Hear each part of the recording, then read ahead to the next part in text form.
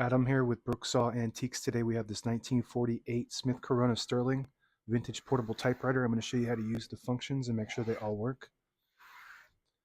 Up top is the adjustable paper guide. This helps you guide the page in straight. I'm going to line that up with the edge of the platen, which is the main roller that feeds the paper. And margins are located behind the carriage. You just push them and move them like this, and you just want to make sure that they're in between the two paper fingers so you don't get stuck on them.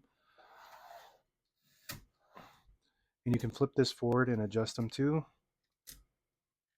So that one's pretty close to that left finger. That one looks good.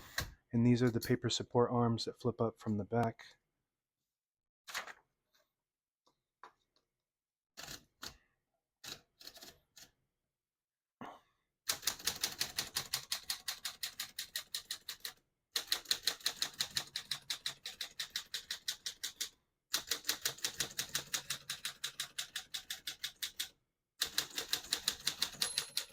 Once you hear the bell, you're at the end of the margin. Hit the line space, get you back to the beginning, and skips 1 or 2 spaces. Right now we have it on single, but if you want double, you just flip the switch forward. It skips 2. We're going to keep that on single for now and finish typing.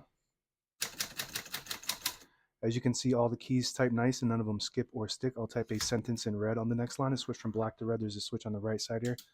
Flip that all the way down to that red indicator, and it prints the bottom portion of the ribbon. When you have it in the middle, it doesn't print any ink at all. It just leaves the stencil for copying purposes. When you have it up top, it prints the top portion of the ribbon, which is black. We're going to move that down for red.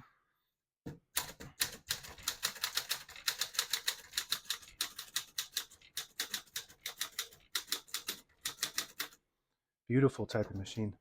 Beautiful all around.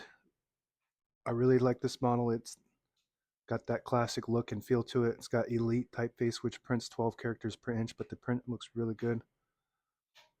The sound and feel of this is the classic style typewriter that you kind of imagine what it would feel like. To pull the page out easy, there's a switch on the right side here. You flip it forward and it unlocks the rollers underneath the platen, allowing you to pull the page out easy or load thicker paper like carbon copy or cardstock. Make sure you flip that back before you load the next page, or else it won't load correctly. We're going to flip these down for now and put the color back up to black. Shift on each side and a shift lock on the left. To clear that, just hit the shift button again. Backspace on the left side of the keyboard. Very smooth. On the right side is the tab. To set the tabs, they are manual set, so you just pull out these little tabs here and put them anywhere on this rack. There's a scale on the rack to tell you exactly what space they're on.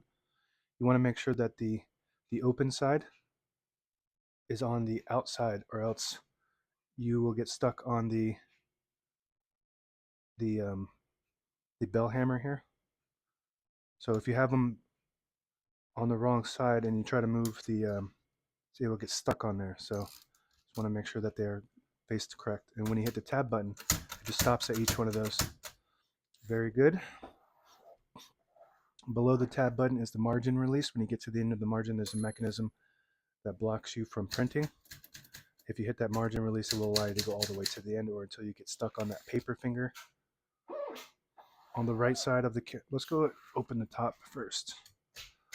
All the brand new ribbons loaded on the left, so it's pulling to the right clockwise. If you want to switch that direction, there's a switch above the backspace. You just flip that down like that.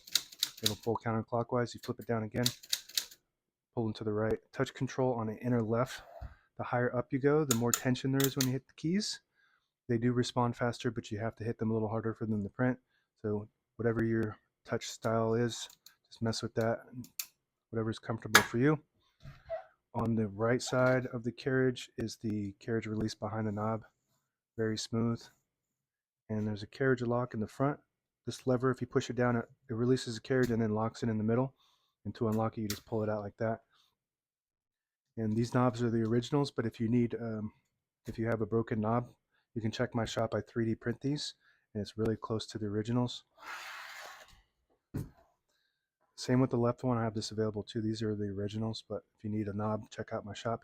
If you pull out this lever here, it disables the spacing so you can get to an exact spot on the page. You push it in, you get the clicks. Each one of those clicks is one space. And if you, I think that's the only, yep. And the carriage release is behind. Very smooth. Very nice condition all around. Now available on eBay or Etsy. Search Brooksaw Antiques.